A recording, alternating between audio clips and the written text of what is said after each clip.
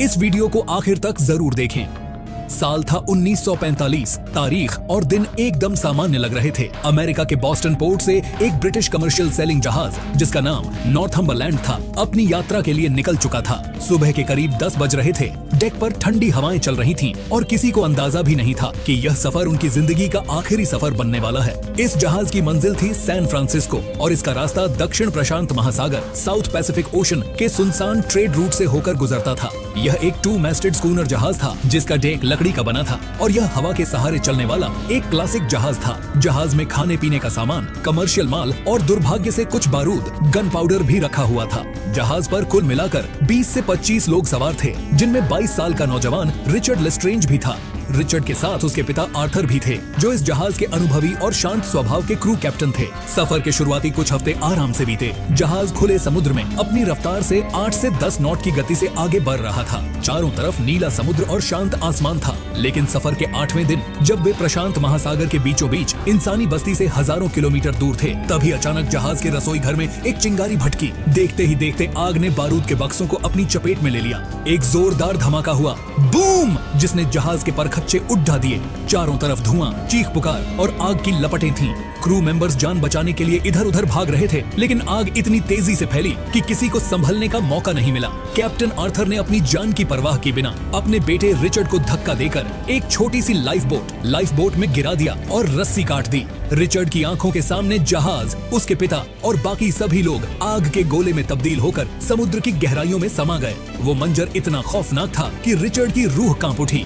अब वह इस विशाल समुद्र में एकदम अकेला रह गया था। नॉर्थम्बरलैंड जहाज अब पूरी तरह डूब चुका था और अपने पीछे छोड़ गया था मलबे का ढेर और एक छोटी सी नाव में सहमे हुए रिचर्ड को। उसके पास सुरक्षा के नाम पर उस छोटी नाव में बस कुछ रस्सियां, एक सीफिंगल और नाममात्र का खाना पानी था। अगले 3 दिन रिचर्ड के लिए किसी नरक से कम नहीं थे। खुले समुद्र में ऊपर से बरसती सूरज की आग और नीचे खारा पानी।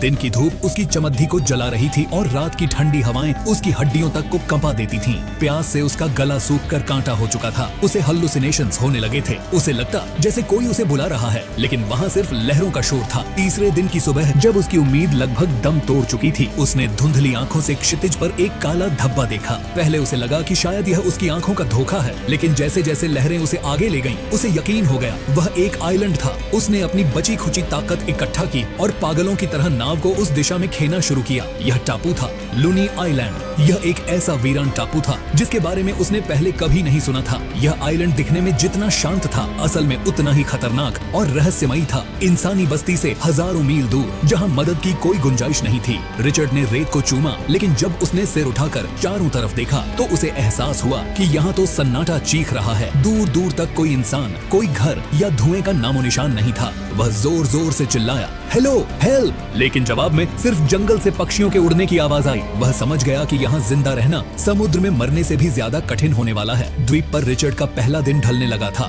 और अब सामना होने वाला था उस आइलैंड की डरावनी रात से। वह एक शहर का लड़का था जिसने कभी जंगल की असलियत नहीं देखी थी। जैसे ही सूरज डूबा, आइलैंड पर घुप अंधेरा छा गया। ऐसा अंधेरा जो उसे निगलने को तैयार था। जंगल के अंदर से अजीबोगरीब जानवरों की आवाजें, कीड़े मकोड़ों की भिनभिनाहट और अनजान सायों ने उसे दहशत से भर दिया। उसके पास छिपने के लिए कोई घर या शेल्टर नहीं था। डर के मारे उसने समुद्र किनारे रेत में एक गड्ढा खोदा और खुद को उसमें छिपा लिया। वह पूरी रात एक एक पल गिनकर जागता रहा। अगली सुबह जब सूरज निकला तो उसके सामने सबसे बड़ी मुसीबत खड़ी थी, वाटर। चारों तरफ अथाह समुद्र का पानी था, लेकिन पीने के लिए एक बूंद भी नहीं। खारा पानी पीना मतलब मौत को दावत देना। उसका गला सूख रहा था, होंठ फट चुके थे। उसने कल रेत पर जो हेल्प लिखा था उसे रात की लहरों ने मिटा दिया था। रिचर्ड ने हार नहीं मानी। उसने सूखी लकड़ियां इकट्ठा की और बीच की एक ऊंची जगह पर, जहां पानी न पहुंच सके, एक बहुत बड़ा हेल्प सिग्नल फिर से बनाया। वह किनारे पर बैठकर घंटों क्षितिज को ताकता रहा कि शायद कोई जहाज दिखे, लेकिन सिवाय नीले पानी के कुछ नहीं था।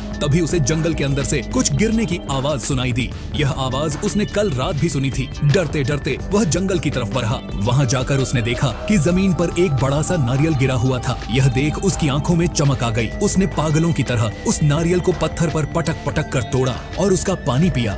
वह पानी उसकी जिंदगी का सबसे मीठा पानी था। उसने वहाँ से और नारियल जमा किए क्योंकि अब वह समझ चुका था कि यही उसे जिंदा रखेंगे। नारियल से प्यास तो बुझ गई थी, लेकिन अब उसे आग चाहिए थी, सिग्नल देने के लिए और खुद को सुरक्षित महसूस कराने के लिए। रिचर्ड ने बचपन में टीवी और किताबों में पढ़ा था कि 2 लकड़ियों को रगड़ने से आग पैदा होती है। उसने 2 सूखी लकड़ियां उठाई और उन्हें आपस में रगड़ना शुरू किया। 1 घंटा, 2 घंटे, 3 घंटे बीत गए।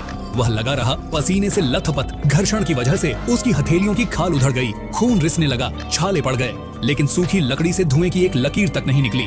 हताशा, दर्द और अकेलेपन का गुब्बार फूट पड़ा। वह जोर से चिल्लाया, रेत पर लात मारी और फूट फूट कर रोने लगा। उसका रोना सुनने वाला वहाँ कोई नहीं था सिवाय खामोश पेड़ों के। लेकिन रोने के बाद उसे एहसास हुआ कि टूटने से काम नहीं चलेगा। दिन के समय समुद्र किनारे की रेत इतनी गर्म हो जाती थी कि नंगे पैर चलना अंगारों पर चलने जैसा था। उसके कपड़े तो थे, लेकिन जूते जहाज पर ही रह गए थे। उसके पैरों में छाले पड़ चुके थे। रिचर्ड ने फैसला किया कि वह अपने लिए जूते बनाएगा। उसने पेड़ की छाल, कुछ मजबूत पत्ते और रस्सियों के टुकड़ों को मिलाकर एक टेम्पररी जूता तैयार किया। अब बारी थी सिर छिपाने की जगह बनाने की। रात की ठंडी हवा और ओस से बचने के लिए उसने पेड़ों की बड़ी डालियों और चौड़े पत्तों को मिलाकर एक छोटा टूटा फूटा शेल्टर बनाया। उस छोटी सी झोपड़ी में बैठकर उसने अपनी पहली व्यवस्थित रात बिताई, यह सोचकर कि कल शायद कोई चमत्कार हो जाए। दोस्तों, कहानी अभी और भी ज्यादा रोंगटे खड़े करने वाली होने वाली है। रिचर्ड के सामने अभी 20 साल का लंबा संघर्ष बाकी है। अगर आपको रिचर्ड की हिम्मत और यह कहानी पसंद आ रही है तो प्लीज नीचे दिए गए सब्सक्राइब बटन को दबाकर हमारे चैनल को अभी ज्वाइन करें और लाइक जरूर करें। और हाँ, कमेंट करके बताएं कि आप यह वीडियो किस शहर या देश से देख रहे हैं। हमें जानकर बहुत खुशी होगी। चलिए अब देखते हैं आगे क्या हुआ।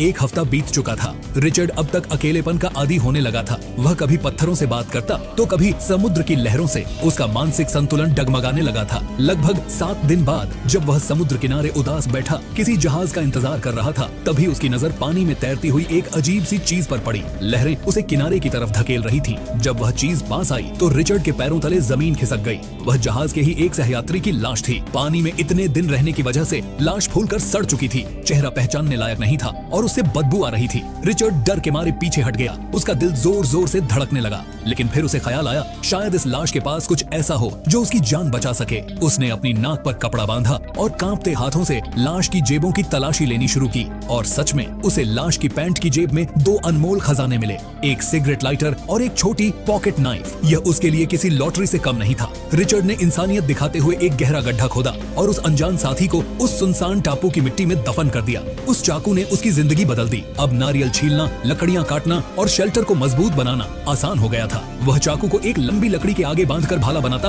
और घंटों पानी में खड़ा रहकर मछलियों का शिकार करने की कोशिश करता। शुरुआत में वह असफल रहा, लेकिन भूख ने उसे सब सिखा दिया। लाइटर को उसने धूप में सुखाया और डरते डरते उसे जलाया और वह जल उठा। अब उसके पास आग थी। उसने तय किया कि वह इस आग को बुझने नहीं देगा। दिन में वह गीली लकड़ियां और पत्तियां डालकर गाढ़ा धुआं करता ताकि कोई प्लेन या जहाज देख ले, और रात में आग उसे जंगली जानवरों से बचाती। मछलियों और केकड़ों को भूनकर खाने से उसके शरीर में थोड़ी ताकत वापस आने लगी थी। देखते ही देखते 3 महीने बीत गए। रिचर्ड का हुलिया अब पूरी तरह बदल चुका था। उसके बाल और दाढ़ी बढ़कर जंगली इंसानों जैसे हो गए थे। कपड़े फटकर चिथड़े हो चुके थे। वह अक्सर सोचता, क्या मैं यहीं बूढ़ा होकर मर जाऊंगा। एक दोपहर उसने तय किया कि वह आइलैंड के बीचों बीच स्थित ऊंचे पहाड़ की चोटी पर चढ़ेगा। उसे देखना था कि क्या सच में यह टापू वीरान है या शायद दूसरी तरफ कोई बस्ती हो। पहाड़ घना और पथरीला था। चढ़ते वक्त एक नुकीले पत्थर से उसका पैर बुरी तरह कट गया। खून की धार बह निकली। दर्द से वह कराह उठा, लेकिन रुका नहीं। उसने अपनी फटी हुई पैंट का एक टुकड़ा फाड़ा, कुछ औषधीय पत्ते उस पर रखे और घाव पर कसकर बांध लिया। लगभग 1 घंटे की कड़ी मशक्कत के बाद वह चोटी पर पहुंचा। वहां से जो नजारा दिखा उसने उसका दिल तोड़ दिया। चारों तरफ सिर्फ नीला समुद्र था, कहीं भी जमीन का कोई टुकड़ा नहीं। वह पूरी तरह से एक आइसोलेटेड जगह पर कैद था। लेकिन तभी उसकी नजर दूर क्षितिज पर एक धुंधली सी आकृति पर पड़ी। वह एक और आइलैंड जैसा लग रहा था। रिचर्ड के मन में फिर से उम्मीद जागी, शायद वहाँ लोग हों। वह लंगड़ाते हुए नीचे आया। उसने अपनी पुरानी लाइफ बोट, जो अब काफी जर्जर हो चुकी थी, उसकी मरम्मत की। वह उस दूसरे आइलैंड पर जाने के लिए निकल पड़ा, लेकिन कुदरत को कुछ और ही मंजूर था। वह किनारे से कुछ ही दूर गया था कि समुद्र की लहरें भयानक हो गईं। एक विशाल लहर ने उसकी छोटी सी नाव को खिलौने की तरह हवा में उछाला और पलट दिया। रिचर्ड पानी में गिर गया। नाव का एक भारी हिस्सा उसके सिर से टकराया, उसे चक्कर आने लगा। वह डूबने ही वाला था कि किसी तरह हाथ पांव मारकर मौत से लड़कर वह वापस उसी टापू के किनारे पर आ गिरा। उसकी नाव बह गई थी। अब यहाँ से निकलने का वह आखिरी रास्ता भी बंद हो चुका था। उस हादसे के बाद रिचर्ड समझ गया था कि समुद्र से लड़ना अभी मुमकिन नहीं है। उसने स्वीकार कर लिया कि यह टापू ही अब उसका घर है। अगले 3 साल उसने खुद को यहाँ के माहौल में ढालने में लगा दिए। उसने जंगल को साफ करके एक बेहतर और मजबूत घर बनाया, जिसमें बारिश का पानी जमा करने का सिस्टम भी था।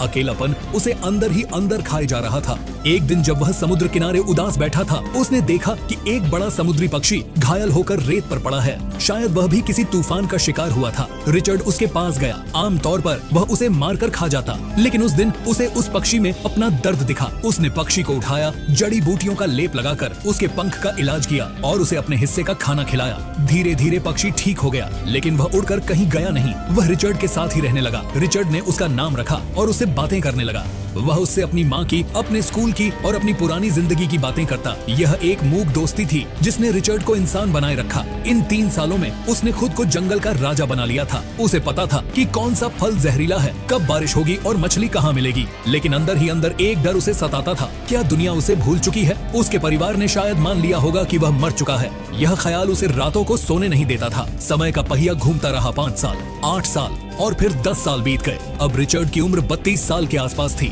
लेकिन वह किसी 50 साल के बुजुर्ग जैसा दिखता था। उसका शरीर हड्डियों का ढांचा बन चुका था। त्वचा धूप से झुलसकर काली पड़ गई थी और दाढ़ी उसकी छाती तक आती थी। सबसे डरावनी बात यह थी कि उसकी याददाश्त अब धुंधली होने लगी थी। वह कोशिश करता, लेकिन उसे अपनी माँ का चेहरा याद नहीं आता। वह रेत पर उनकी तस्वीर बनाने की कोशिश करता, लेकिन लकीरें गड़बड़ा जाती। वह अपना खुद का नाम भूलने लगा था। कभी कभी जब वह शांत पानी में अपना प्रतिबिंब देखता तो चौंक उठता। क्या मैं इंसान हूँ या कोई जानवर? अपनी भाषा को जिंदा रखने के लिए वह खुद से जोर जोर से बातें करता, चिल्लाता, ताकि शब्द उसकी जुबान से गायब न हो जाएं। उसने एक गुफा की दीवार पर कोयले से पूरे टापू का नक्शा बना रखा था और हर दिन के लिए एक लकीर खींचता। यह टापू अब उसका साम्राज्य था और वह यहाँ का अकेला कैदी। उसकी हड्डियों के जोड़ों में अब दर्द रहने लगा था। शिकार करना पहले जैसा आसान नहीं था। फिर एक दिन एक छोटी सी घटना ने सब बदल दिया। समुद्र की लहरों में बहकर प्लास्टिक की एक खाली शैम्पू की बोतल किनारे पर आई। रिचर्ड ने उसे उठाया। उस पर लिखी मैन्युफैक्चरिंग डेट पढ़कर उसके पैरों तले जमीन खिसक गई।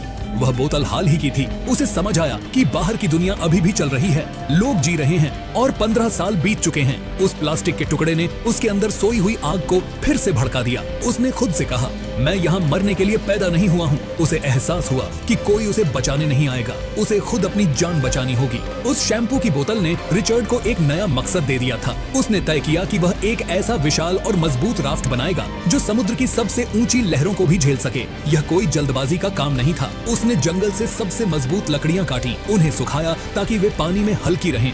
उसने पेड़ों की लताओं और रस्सियों को गूंथकर इतना मजबूत बनाया कि वे टूटे नहीं। समुद्र से बहकर आए टायरों और प्लास्टिक के डिब्बों का इस्तेमाल उसने बेड़े को तैरने में मदद देने के लिए किया। खाने के लिए उसने सैकड़ों मछलियों को धूप में सुखाकर ड्राई फिश बनाया। नारियल के बोरों को जमा किया और प्लास्टिक की बोतलों में महीनों का बारिश का पानी इकट्ठा किया।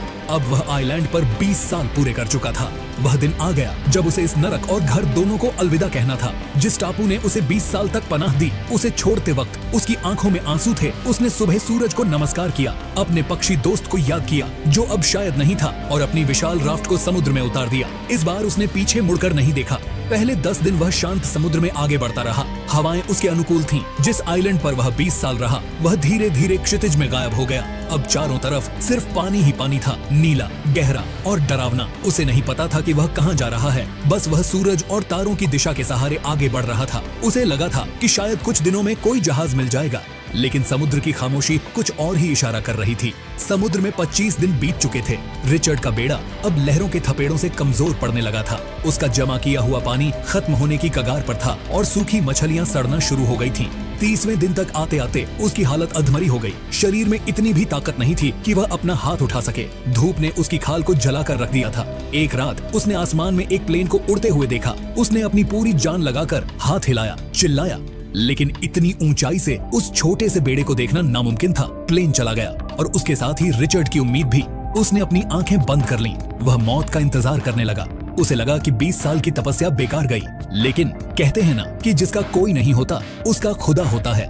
35वें दिन की सुबह जब वह बेहोशी की हालत में बेड़े पर पड़ा था, दूर एक रेस्क्यू सबमरीन किसी और मिशन पर जा रही थी। पनडुब्बी के क्रू ने दूरबीन से देखा कि समुद्र के बीचों बीच लकड़ियों का एक अजीब सा ढांचा तैर रहा है। यह क्या है? यहाँ कौन हो सकता है? इसी कौतूहल में वे पास आए। जब उन्होंने करीब जाकर देखा तो उनकी आंखें फटी की फटी रह गईं। एक इंसानी कंकाल जैसा शरीर उस बेड़े पर पड़ा था। लंबी जटाएं, सूखी चमड़ी, लेकिन सांसें चल रही थीं। वह रिचर्ड था। उन्होंने उसे तुरंत रेस्क्यू किया। जब रिचर्ड को होश आया और उसने इंसानी चेहरे देखे तो वह फूट फूट कर रो पड़ा, लेकिन उसके गले से आवाज नहीं निकली। 20 साल बाद वह घर वापस जा रहा था। यह खबर पूरी दुनिया में आग की तरह फैल गई। किसी को यकीन नहीं हो रहा था कि एक इंसान 20 साल तक अकेले जिंदा रह सकता है। बाद में इस पर एक किताब लिखी गई जो बेस्ट सेलर बनी। रिचर्ड की यह कहानी आज भी हमें सिखाती है कि जब तक सांस है तब तक आस है। तो दोस्तों, यह थी रिचर्ड की अकल्पनीय और रोंगटे खड़े कर देने वाली सर्वाइवल स्टोरी। 20 साल अकेले मौत से लड़कर वापस आना। यह साबित करता है कि इंसानी हौसले के आगे बड़ी से बड़ी मुसीबत भी घुटने टेक देती है। रिचर्ड ने कभी हार नहीं मानी और यही उसकी जीत की वजह बनी। अगर इस कहानी ने आपके भी दिल को छू लिया है और आपकी आंखों में भी नमी आ गई है तो प्लीज इस वीडियो को लाइक जरूर करें। इससे हमें बहुत हिम्मत मिलती है। अपने दोस्तों के साथ शेयर करें ताकि वे भी इस जज्बे को महसूस कर सकें। और ऐसी ही सच्ची और रोमांचक कहानियों के लिए हमारे चैनल को अभी सब्सक्राइब करके बेल आइकॉन दबाना न भूलें। आप अगली वीडियो किस टॉपिक पर देखना चाहते हैं कमेंट में जरूर बताएं। मिलते हैं अगली वीडियो में। तब तक के लिए जय हिंद।